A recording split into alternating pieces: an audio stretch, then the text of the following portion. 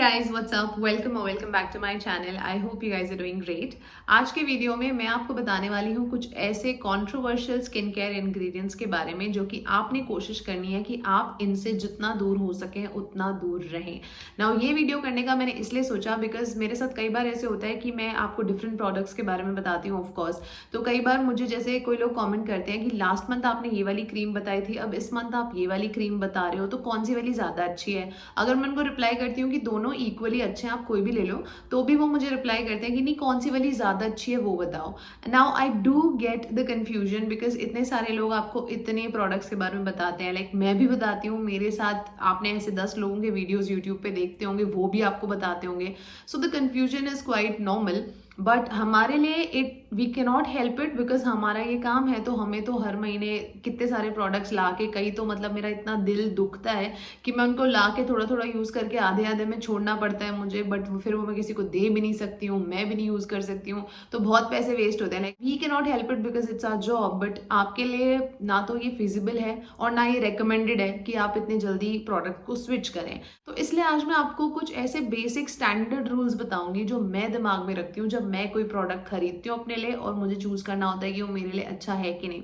ना ये क्वेश्चन कभी भी मेरे दिमाग में तब भी आता है जब मुझे कोई ब्रांड डील के लिए अप्रोच करता है और मुझे डिसाइड करना होता है कि मैं उनकी ब्रांड्स उसके साथ काम करूँ कि नहीं करूँ, वो प्रोडक्ट मैं एडवोकेट करूँ कि नहीं।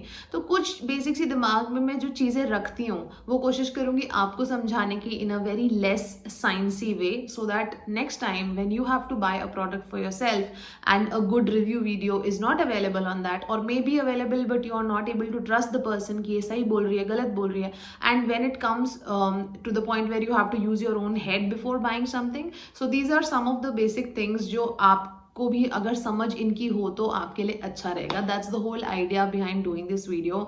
I have put in a lot of effort to make this video. I really hope that it provides you some information और आपको कुछ जानने को मिले इस वीडियो के थ्रू. सो अगर by the end of this video आपको ये वीडियो अच्छी लगती है तो वीडियो को लाइक ज़रूर करना, और चैनल पर पहली बार आए हो तो हाय, सब्सक्राइब करे बिना मत जाना please. Before we actually proceed with the video, आपने ध्यान दिया होगा कि मैंने वीडियो के शुरू में वर्ड यूज़ किया था controversial. Why is that? Because कुछ ingredients ऐसे होते हैं जो आज की डेट में अच्छे होते हैं, कुछ दिनों के बाद उन पर कोई स्टडी की जाती है और पाया जाता है कि ये तो खराब है और आपको यूज नहीं करने चाहिए. इसलिए इन इंग्रेडिएंट्स का कुछ भी भरोसा नहीं होता. ये कभी भी आज ठीक है कल नहीं है, किसी और कंट्री में बैंड है, किसी और कंट्री में चल रहे हैं, कोई और ऑर्गेनाइजेशन किसी लाइसेंस के अंडर इनको प्रोड्यूस कर रही है, कोई है जो नहीं प्रोड्यूस कर रही जिसके पास लाइसेंस नहीं है. तो आप आउटराइटली ये नहीं बोल सकते कि ये चीजें बैड है unless you know it is backed by a solid evidence. तो होता क्या आया है अब तक, कुछ इंग्रेडिएंट्स ऐसे होते हैं जो आउटराइट बैड ही होते हैं, उनका कोई भी मतलब उनका कोई जस्टिफिकेशन है ही नहीं, वो आपको तो यूज ही नहीं करने. लेकिन कुछ ऐसे होते हैं जिनका जो पोटेंशियल रिस्क है is proportional to how much amount of that component has been used in that product. For example alcohol, कभी कभी ईथर अल्कोहल वगैरह यूज करना पड़ता है फॉर प्रिजर्वेटिव पर्पसेस, लेकिन कभी कभी अल्कोहल बैड भी होता है. तो वहां पे उसका यूज, उसका जितना खतरा है वो इस कोशेंट के हिसाब से वेरी करता है. दूसरी चीज ये होती है कि कोई चीजें मैंने देखी वो कुछ कंट्रीज में बैंड है, कुछ कंट्रीज में वो अलाउड भी हैं. वो डिपेंड करता है कि मेडिकल साइंसेज में कितने एडवांसमेंट्स हुए, वहाँ की कंट्री का क्या कंज्यूमर अवेयरनेस था, तो उस हिसाब से जो भी इन्फ्लुएंसर्स ने या कंज्यूमर्स ने वॉइस रेज की होगी, उसके बाद एक सर्टेन डिसीजन लिया गया है जो पहले नहीं लिया जाता था. Alright, so with that super long and probably the longest intro of this video, let's finally get into this list and let's see what these ingredients are. Number one ingredient is sulfates. आपने कई बार नाम सुने होंगे SLS, SLES, that is sodium lauryl sulfate and sodium laureth sulfate. Now इनसे हमें कोशिश करनी है कि जितना हो सके हम दूर रहें. सल्फेट बेसिकली क्या होता है, एक तरह का आप बोल सकते हो सर्फेक्टेंट होता है. ये आपको अक्सर मिलेगा एक्सफोलिएंट्स में, शैम्पू में, क्लेंजिंग सोप बार्स में, यानी जो चीज़ें क्लेंजिंग का काम करती हैं उसमें as a foaming agent use होता है, चीज़ों को अच्छे से क्लीन करने के लिए यूज़ होता है. नाउ अभी भी बहुत सारे प्रोडक्ट्स में ये आपको मिलता है. लाइक आपने कई बार देखा होगा जब आप कोई ऑर्गेनिक शैम्पूज यूज़ करते हो तो आपको ना तो ज़्यादा फोम बनती है और आपको फीलिंग भी कुछ अच्छी नहीं आती. बाद में आपको लगता है यार सर तो ठीक से साफ ही नहीं हुआ, एकदम ऑयली लग रहा है, बालों की वॉल्यूम बहुत वेट डाउन लग रही है, आपको फीलिंग नहीं आती कि आपने बाल धोए हैं. That is because the sulphate is missing. लेकिन जब हम सल्फेट्स वाले शैम्पू यूज करते हैं तो हमारा स्कैल्प भी अच्छे से वॉश हो जाता है, हमें लगता है हमारे बाल भी बहुत अच्छे से ड्राई हो रहे हैं. The after wash feeling of using a sulphate shampoo is really good, but जब हम कोई ऑर्गेनिक या नेचुरल वाला शैम्पू यूज करते हैं तो हमें ऐसी फीलिंग नहीं आती है. नाउ इट्स नॉट दैट कि ऑर्गेनिक शैम्पूज आपके सर को क्लीन नहीं कर रहे हैं, लेकिन उसमें जो क्लेंजिंग एजेंट्स हैं वो बहुत जेंटल होते हैं, इसलिए उसमें फोम नहीं बनती. लाइक कई बार वो लैब में सिंथेसाइज्ड वाला सल्फेट यूज नहीं करते हैं. They derive it from the plant sources. For example oat kernel extracts हो गया, या पाम ट्री ऑयल हो गया, कोकोनट ऑयल हो गया, वहां से वो इस चीज को डिराइव करते हैं. तो क्लेंजिंग तो होती है पर आपको समझ में नहीं आती. तो कुछ कंट्रीज में सल्फेट्स कंप्लीटली बैंड है, कुछ जगह ये रिस्ट्रिक्टेड है, क्योंकि इसका अभी तक भी कोई प्रॉपर एविडेंस सामने नहीं आया है. तो ऐसे में in a country like ours we do have options for both the things. तो हमारी कंट्री में आपको SLS वाले और बिना SLS वाली चीजें मिलती हैं. इन दैट केस वो आपने क्या करना है, जितना हो सके ऑब्वियसली इससे दूर रहना है, क्योंकि जहां जहां स्टडीज हुई हैं वहां पर ऐसे सामने आया है कि शायद ये रोसेशा ट्रिगर कर सकता है स्किन में कुछ सालों के बाद, या तो फिर ये कैंसरस जो कैंसरस सेल्स होते हैं वो भी हमारी बॉडी में बना सकता है. पर्सनली मैं आपको बताती हूँ मैं क्या करती हूँ. Let's take an example of shampoos. So in my case I will be very honest with you guys. I have yet not gone completely organic with my hair care routine, but 90 to 95% of it is like that. For example, मैं महीने में 10 से 12 बार head wash कर रही हूँ hypothetically. तो इस 12 में से 10 से 11 बार तो मैं ऑर्गेनिक ही यूज करती हूँ, लेकिन कोई एक दिन ऐसा महीने डेढ़ महीने में ऐसा एक दिन जरूर होता है जिस दिन for some reason I want to have that properly head wash वाला feeling. In that case I do use a sulphate based shampoo like once in a blue moon, एक डेढ़ महीने में एक बार. बट 95% ऑफ द टाइम्स मैं organic shampoo ही use करती हूँ, चाहे उसकी आफ्टर फीलिंग मुझे कैसी भी लगे, because it's important to me कि लॉन्ग रन में बालों का मैं कैसे ख्याल रख रही हूँ. Ingredient number 2 is hydroquinone. इससे तो आपको बिल्कुल ही दूर रहना है. वैसे चांसेस आर वेरी लेस कि अभी भी कोई कंपनी होगी जो हाइड्रोक्विनोन वाले प्रोडक्ट्स बना रही होगी. I really doubt that. So ये तो एक ऐसा इंग्रेडिएंट है ना जो कि कितने सालों से इतनी कंपनीज में यूज होता था, नेशनली इंटरनेशनली हर जगह, और लोग भी बहुत खुश थे इसके रिजल्ट से, क्योंकि इसके जो ब्लेमिश रिडक्शन प्रॉपर्टीज होते हैं ना वो बहुत ही सुपर्ब होते हैं. क्यों? क्योंकि ये आपकी स्किन से मेलेनिन प्रोड्यूसिंग एंजाइम्स को ही ब्लॉक कर देता है, which is not at all good for the rest of the organs of your body. So उससे होता क्या है कि आपको तब तो रिजल्ट अच्छा मिल जाता है, पिगमेंटेशन ऐसे आपकी दूर हो जाती है. लेकिन जब इस पर स्टडीज करी गई तो ऐसा पाया गया कि अगर आप इसको कंटिन्यू करते हैं यूज करना फॉर अ लॉन्गर टाइम, तो ऐसा हो सकता है कि आपकी बॉडी में ये कैंसर सेल्स डेवलप करे, स्पेशली ब्रेस्ट कैंसर के ट्यूमर्स बना सकता है. उसके अलावा जब आप इसको यूज करना बंद करेंगे तो उसके इमीडिएट बाद नहीं, लेकिन उसके कुछ सालों के बाद आपकी जो स्किन है वो परमानेंट डार्कनिंग भी उसमें आ सकती है. नाउ इस तरह की चीजों की वजह से यूके में आज ये हाल है कि यूके में तो ये इंग्रेडिएंट परमानेंटली अब बैंड है, कोई कंपनी बना ही नहीं सकती है. लेकिन जैसे in a country like Canada the usages has been restricted. तो कुछ मैन्युफैक्चरर्स उसको डिसाइड कर सकते हैं to restrict the usages. For example Canada में ये रिस्ट्रिक्टेड है. रिस्ट्रिक्टेड का मतलब क्या है कि वहां पे FDA ने जो रूलिंग निकाली है वो ये कि विदाउट अ प्रॉपर लाइसेंस आप इसको ओवर द काउंटर नहीं बेच सकते. यानी एक साधारण मेरे जैसा आदमी जाके इसको नहीं खरीद सकता विदाउट परमिट, और ना ही जो मैन्युफैक्चरर है वो भी without producing a proper licence कि भाई वो क्यों बना रहा है ये, उसको भी अलाउड नहीं है ये बनाने के लिए.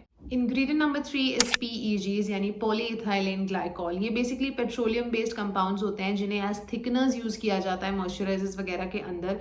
अभी भी बहुत सारी कंट्रीज बना रही है, इंडिया में भी बनता है. कुछ जगह ये डिसअलाउ हो चुका है क्योंकि couple of years ago international agency for research on cancer ने ये स्टडी करी थी, जिसके बाद उन्होंने कंक्लूजन निकाला था कि ये बहुत ज्यादा टॉक्सिक होता है और हमारे नर्वस सिस्टम तक को ये इम्पैक्ट कर सकता है, हमारे बाकी ऑर्गन्स की प्रॉपर फंक्शनिंग में ये हिंड्रेंस क्रिएट कर सकता है. तो लॉन्ग रन में बिल्कुल अच्छा नहीं है, इसलिए इसको डिसकंटिन्यू कर देना चाहिए, इसको डिसअलाउ कर देना चाहिए. इन दैट केस आपने फर्स्ट प्लेस में ये कोशिश करनी है कि आप दूरी बना सको जितनी तो अच्छा है. अगर आप अवॉइड नहीं भी कर सकते तो एटलीस्ट इतना देखो कि वो काफी नीचे की तरफ हो इंग्रेडिएंट लिस्ट में, या सो कॉम्पोजिशन बहुत कम हो, बहुत ज्यादा नहीं होना चाहिए. Ingredient number 4 is artificial fragrance. अब आपने ध्यान दिया होगा कि मैंने फ्रेग्रेंस वर्ड यूज नहीं करा, मैंने वर्ड यूज करा आर्टिफिशियल फ्रेग्रेंस. बहुत सारी ऐसी कंपनीज हैं जो कि इंडिया में में ही नहीं, बाहर भी, जो कि अभी फ्रेग्रेंस के साथ भी बनाती है प्रोडक्ट्स को और उसके बिना भी बनाती है। काफ़ी हद तक ये एक पर्सनल चॉइस भी है हमारी जैसी कंट्री में एटलीस्ट, कि कुछ लोगों को सेंसिटिविटी नहीं होती है फ्रेग्रेंस की, तो वो उसको पॉइंट को अवॉइड कर देते हैं। लेकिन कुछ लोग they want to be very careful with their skin, in the long run कैसी परफॉर्म करेगी वो भी मैटर करती है। तो इसलिए सेंट अगर अवॉइड कर सके तो वो बेस्ट आइडिया ही होता है इन एनी केस, जो मैं भी पूरी कोशिश करती हूँ कि सेंट ना हो प्रोडक्ट में। But to be extremely honest with you, sometimes if it is like very less, then I might probably let it go for now because उसमें बाकी चीज़ें बहुत अच्छी हैं और fragrance is just a tad bit. Sometimes I do that, but कई बार क्या होता है, for example for me, किसी serums में यानी actives में जब वो होती है then I try to avoid it because actives already इतने strong होते हैं। लेकिन कई बार when it is in the form of a moisturizer or a cream, it can be tolerated to some extent, but with the case of actives, as much as it can be avoided, it is the best। ठीक है, अब कई products में आपने पढ़ा होगा वहां लिखा होता है फ्रेग्रेंस फ्री। फ्रेग्रेंस फ्री का ये मतलब नहीं है कि that is unscented, but that probably means कि उसमें जो फ्रेग्रेंस यूज करी गई है वो आर्टिफिशियल नहीं है, which in which case this is not bad. For example कई जगह एसेंशियल ऑयल्स से या फिर कोई फ्लावर एक्सट्रैक्ट्स वगैरह को यूज करके फ्रेग्रेंस बनाई जाती है तो वो बुरी नहीं होती है।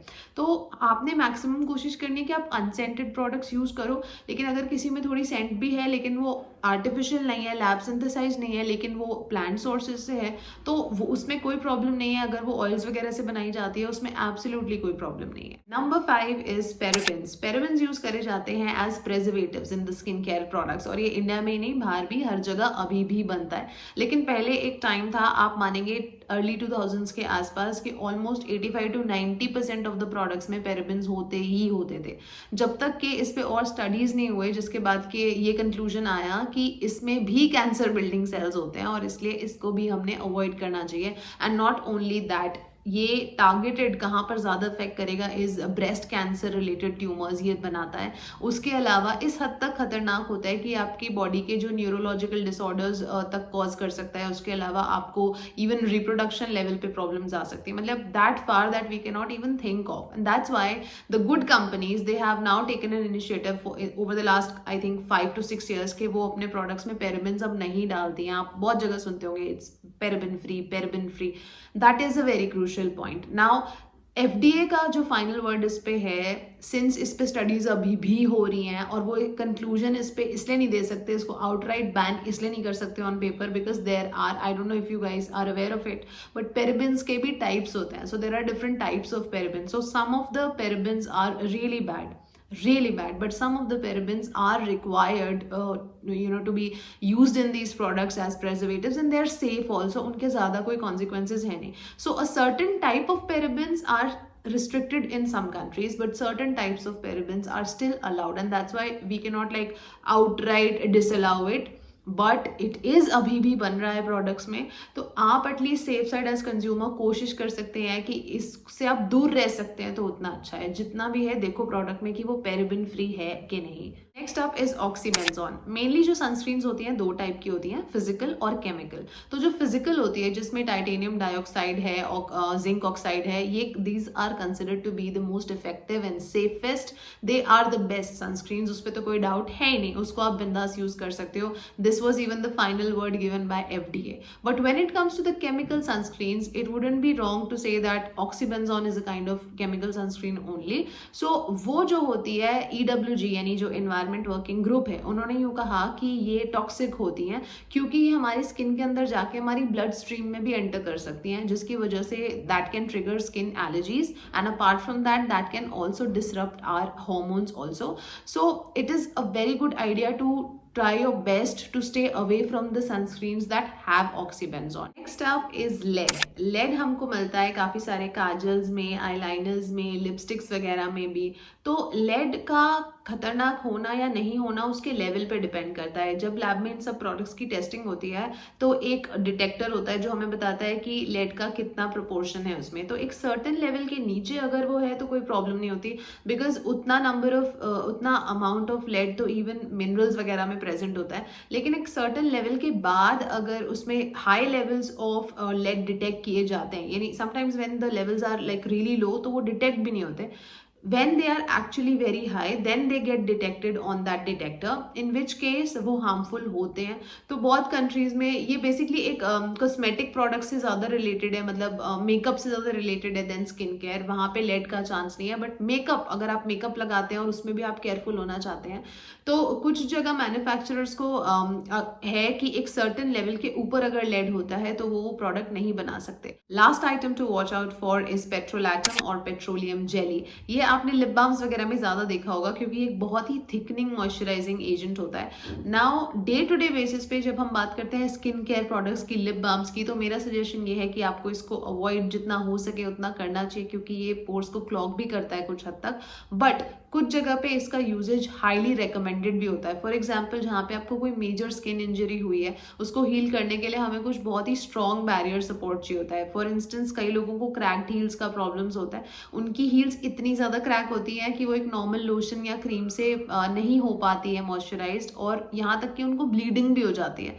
तो क्रैक्ड हील्स के प्रॉब्लम में आप इसको लगा सकते हो, किसी बेबी को डायपर रैश हुआ है वहाँ लगा सकते हो, कोई जो ब्रेस्ट फीडिंग मदर है अगर उसको बिटन निप्पल की प्रॉब्लम है वहाँ लगा सकती है। तो इस तरह के कुछ मेजर स्किन इंजरीज को हील करने के लिए इसका यूजेज रेकमेंडेड भी होता है, it is not outright bad.